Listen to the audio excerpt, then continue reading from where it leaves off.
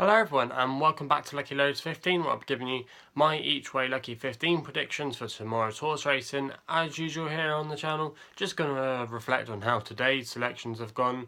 Not a great day today, but we did have a winner, so at least that's something we're suggesting we're going back in the right direction. It was Mirasal in the 6:30 at Kelso. We waited all day for a winner, and it was actually quite a nice performance in the end, running on well. Quite rare runner for trainer Keith Dalgley. She doesn't have too many national hunt horses, but this one was quite a nice victory today by Mirasal, and always asserted it really on when it came towards finish there. So it was a very nice performance by Mirasal. At Kelso, we nearly got a place with a horse called Nicolas Chauvin, which was ridden by Richard Johnson. Gave it not a bad ride, to be honest, and it was running on home, but it was never going to win the race. It just missed out on third place in the end, finishing in fourth, so it wasn't the worst ride we've ever seen there. Our other selections were quite disappointing. TT McPhee at Yarmouth was prominent for a lot of the race, but then really faded in the end, and there was a lot of market support for her during this race. I think when I tipped her last night, it was 4-1, it ended up going off at 2-1, so it was quite a warm favourite, but obviously it didn't deliver up to expectations today.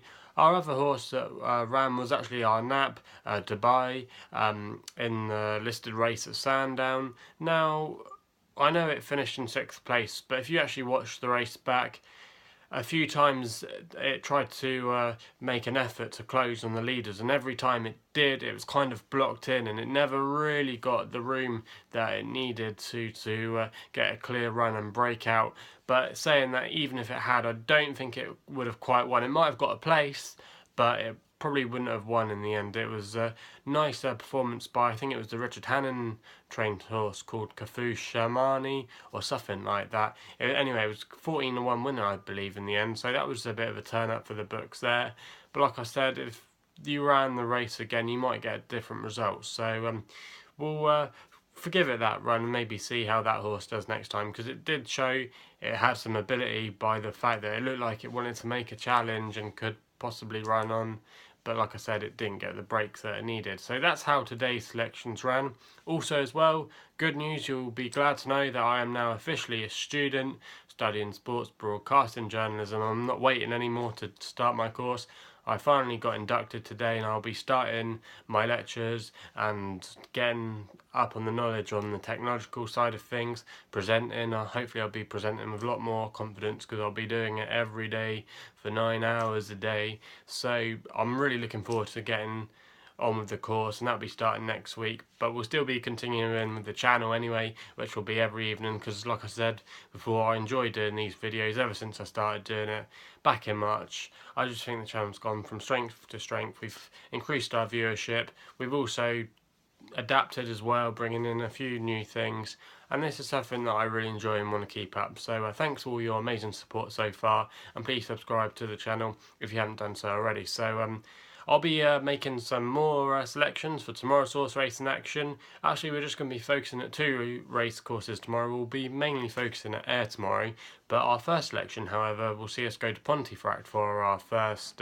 horse to look at, and the one that I'm going to go for in the first race in our EachWay Lucky 15, and that sees us go to the 3:25 at Pontefract with a horse called Save the Bees. Now, I know a few people follow me on Twitter and really love this horse, Save the Bees. I think he's kind of like my Twitter agent, I call him, Perseus Potter.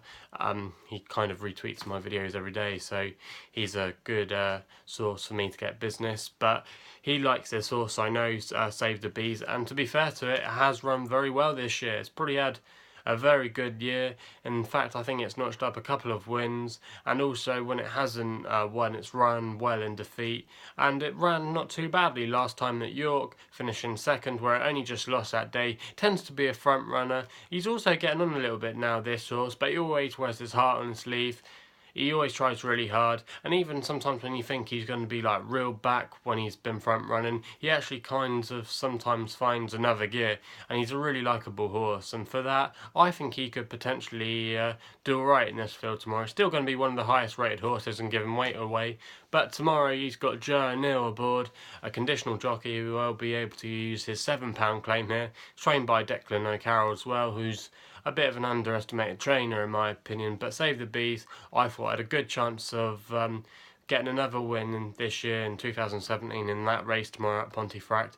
I thought that he could definitely cope with the ground. He likes a little bit of cutting the ground, which he's already proven a few times this year. And I thought at 6-1, he was definitely not a bad each way price there. So that's our first selection tomorrow, and our only one away from air tomorrow at Pontefract. So hopefully he can get us off to a good start there. Our second selection then sees us go to our longest shot of the day in the 3:45 at air, currently 14-1 with bookmakers at the moment, and it's a horse called Ingleby Hollow.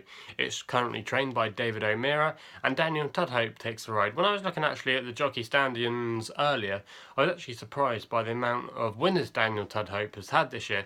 Now, we've always known that he's a good jockey, but he's actually in the top 5 this year, so he's been riding really well and been having a good season, and I thought tomorrow he could give this horse a good ride. It's currently getting on a little bit, but it is a previous course and distance winner, won back here in July 2016, and he also can handle soft conditions. He has won on soft before and had some decent placed efforts. Now, he hasn't been in the greatest form recently. He's ran okay, but I thought tomorrow in a race kind of like this, he could potentially have a big run in him, and I thought at a price tomorrow, 14-1, he could go potentially quite well, because I quite like course form at air as well. It tends to be a track where course form normally holds up, and I thought 14-1 with also as well, I think Sky Bet are paying 5 places in that race tomorrow. So if you're looking for a bookmaker to do this race for, Sky Bet could be a good one, because even if he finishes in 5th place at 14-1, you're going to get some decent profit on that. So I thought he wasn't a bad shout for that race tomorrow.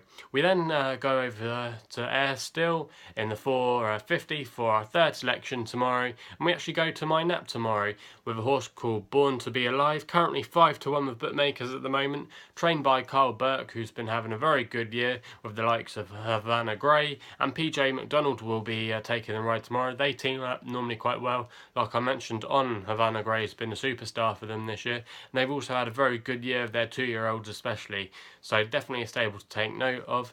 But this horse has done nothing wrong in its career so far, just a 1 win so far out of its 4 starts, but that did come at air, and apart from that it has notched up 2nd place every time it's run, and it has also gone on soft conditions, which I believe was at Glorious Goodwood, where it only just lost, and every time it actually has lost, it's only just been by about half a length or a length. So it has been running well, even in defeat. And I thought tomorrow this could be potentially the day where it puts all those 2nd places to bed and could eventually win. Like I said, I already like back in course specialists at air. Like I said, maybe the return to the track at air could do him good tomorrow, and maybe see him do well in this kind of race. You've got the likes of Frankus in there, which we have won on before, which won at Haydock for us a couple of runs ago for this horse, but he's kind of a bit of an inconsistent horse in the fact that sometimes he can have a blinding run. He's by Frankel, and also I believe as well, I saw a thing on Air's Twitter that it's going to be the first son or daughter of Frankel to be ridden at Air tomorrow, so that'd be an interesting stat there.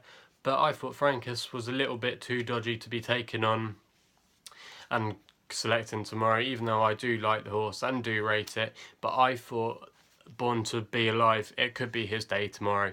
And at 5-1, I thought that wasn't a bad each way price, at least anyway. And that's why I've napped it there tomorrow as our third selection. So hopefully that can be a good run for us there.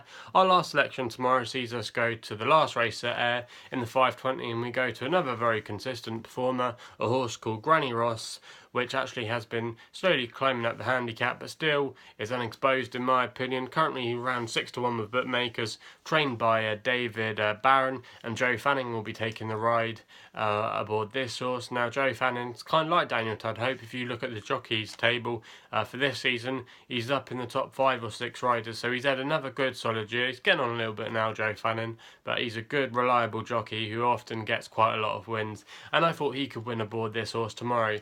It also, this horse, like I said, has been running well. It's had a couple of wins this year already, and when it has won, it has come on soft ground, so that will definitely play to this horse's strengths tomorrow.